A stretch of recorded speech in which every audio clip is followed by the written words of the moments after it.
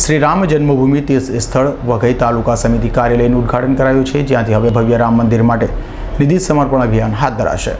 ડાંગ જિલ્લાના વઘઈ ખાતેના અંબે માતાજીના મંદિર શોપિંગ સેન્ટરમાં આજરોજ વઘઈ ગામ તથા તાલુકાના સામાજિક કેવા આગેવાનો, રાજકીય આગેવાનો, સરકારી અધિકારીઓ સહિતના ગ્રામ્યજનોની ઉપસ્થિતિમાં વઘઈ તાલુકા સમિતિ કાર્યાલયનું ભૂદેવના હસ્તે શાસ્ત્રોક્ત વિધિ વિધાને શ્રીરામ ભગવાનની પૂજા અર્ચના સાથે કાર્યાલયનો શુભારંભ થયો હતો।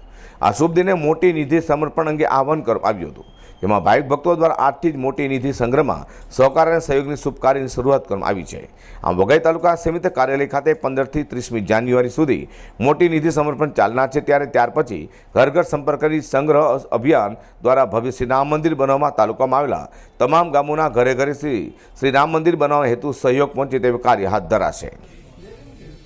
આજે રામ મંદિર માટે વઘઈની યુવાનોની મીટિંગ મળી, એમાં કાર્યાલયનું ખાસ કરીને ઉદ્ઘાટન થયું અને રામ જન્મભૂમિ એ ભવ્ય મંદિર બને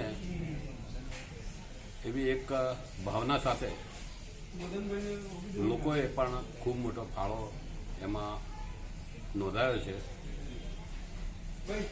વિશેષમાં ગામની ખરેખર એક આ એવી કમિટી બનેલી જ છે ઓલરેડી, એ બી તમને કહ્યું કે રામ જન્મભૂમિ માટે હંમેશા કામ કરતા રહેશે અને વઘઈના યુવાનો અને વઘઈના નાગરિકો રામ જન્મભૂમિ માટે ખૂબ જ સહકાર આપશે એવી લાગણી સાથે